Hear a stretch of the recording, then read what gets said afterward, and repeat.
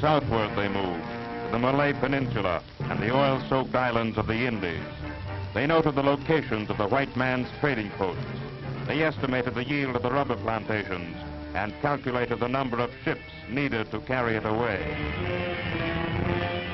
Their military experts looked upon the heaps of chrome and tin and nickel and bided their time. Co-prosperity, they said, is the art of the possible. To the ports of the China Sea they came. They offered their friendly services as mediators in a border quarrel between Thailand and Indochina.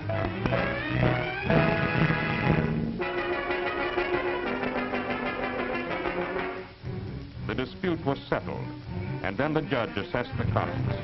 Cooperation with Japan, or else. Up and down the coasts of South America, the red circle ensign of the rising sun appeared. For had not a Japanese statesman said, "Our people have a heaven-sent right to settle those parts of the New World which are climatically healthful and enjoyable."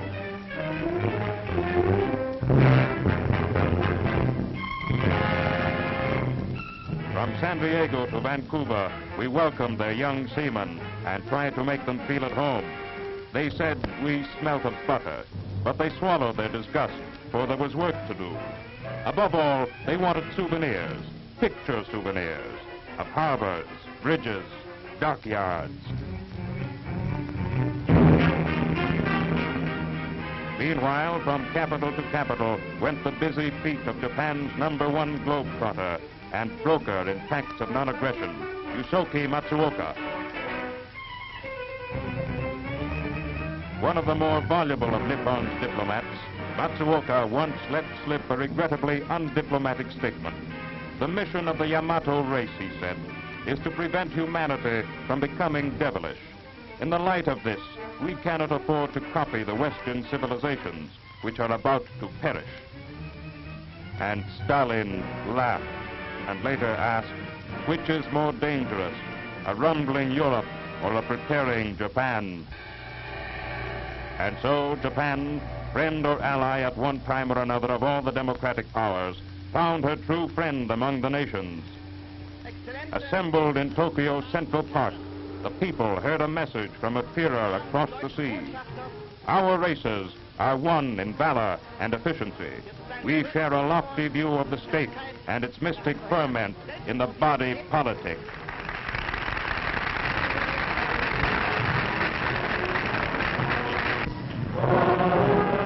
They heard the strains of Deutschland über alles, but perhaps significant of mystic ferments yet to come, band and people got out of time.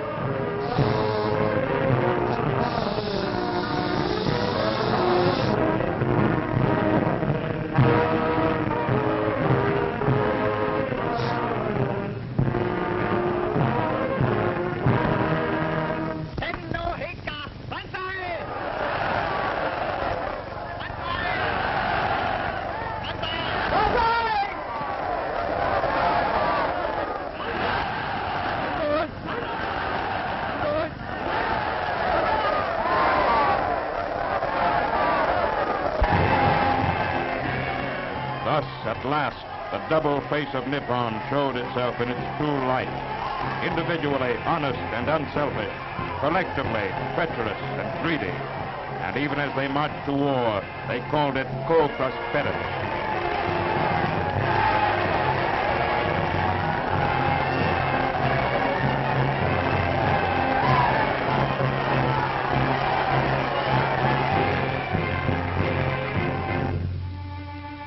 And as the women of Japan renewed their vows before the shrines of Shinto and prayed in all humility to be made worthy of their soldier sons, so year by year their sons came back to them, came back to be raised to godhood by the Son of Heaven himself, but only in such numbers as would not reveal the mounting lists of casualties.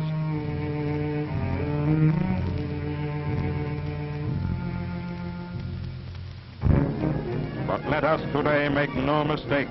Japan has been at war 11 years. She has lost more than 1 million of her men. But in the hearts of a younger generation, even now being groomed for the rigorous service they will be expected to render to their country, she is striving to implant the belief that their land, and theirs only, is to be the future light of the world. To them, Heideki Tojo issues a special call. We must return to the spirit and morals of old Japan. Everything which conflicts with this ideal must be barred.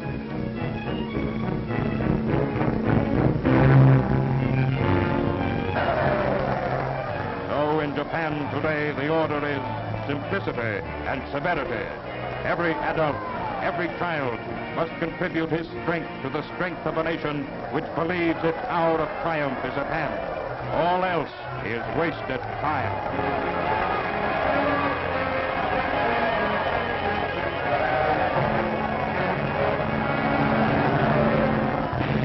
Schools for workers, schools for farmers, schools for soldiers and sailors.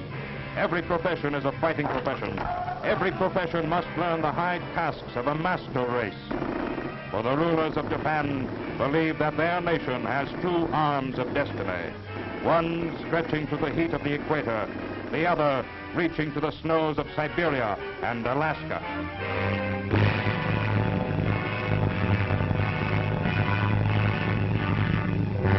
Every man must contribute his strength to the strength of Nippon. It was men like these who carried off the Olympic swimming championship at Los Angeles in 1932. We cheered them then for the great athletes they were, but we did not realize the real purpose of their training. For it was expert swimmers like these naval ratings who, on the day after Pearl Harbor, opened the first bridgehead for the Japanese forces at Kotabaru on the coast of the Malay Peninsula. It was midnight, and there was a high sea running, so high that the defending forces considered any attempt to land impossible. But the impossible came true.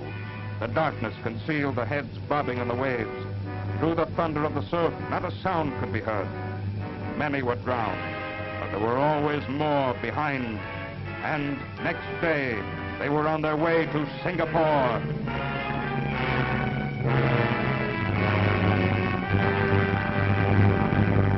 And just as the Imperial Navy represents devotion to professional duty, so the Army is the militant willpower of the nation. The Japanese soldier comes from a simple home. He's a peasant, a porter, a mill hand. But once in uniform, he partakes of the Emperor's authority and renders homage to the Emperor alone.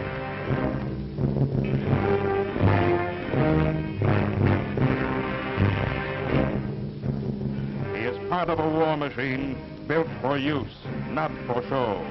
Shabby in appearance, frugal in need, harsh in discipline. If you do not make austerity your aim, said one emperor to his soldier children, you will become effeminate and frivolous. You will grow selfish and sordid, so that neither loyalty nor valor will save you from the contempt of the nations. Remember that life is but a candle in the wind. There is no painless exit from this world.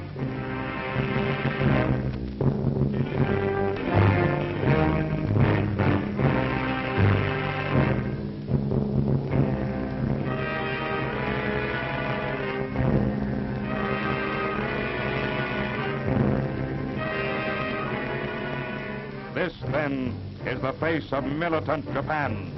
Some have said it is only an empty mask. Others, that it's the face of a savage. But of this we may be sure, that it is a face schooled through the centuries to hold all life in contempt, believing that duty is weightier than a mountain, while death is lighter than a feather.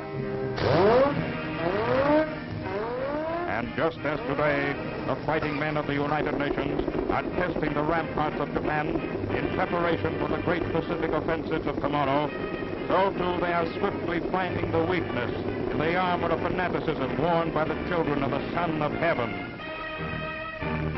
The double character of the Jap, they say, will be his own undoing. In his hands are modern weapons, but in his head is a muddled fate. The fate of a man driven into battle by the gods of a ghostly and barbaric past. Strike him with a faith deeper and greater than his own. Strike him with a contempt for death that brings not of superstition, but of fierce conviction. and his spirit will surely break.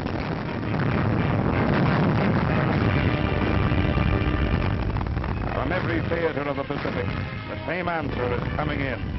It is coming from the Coral Sea and Midway, from Australia and the beaches of the Solomons. It is coming from the glaciers of Alaska, where Canadians and Americans advanced together on the northern road to Tokyo. It is coming from the gallant veterans manning the fronts of China.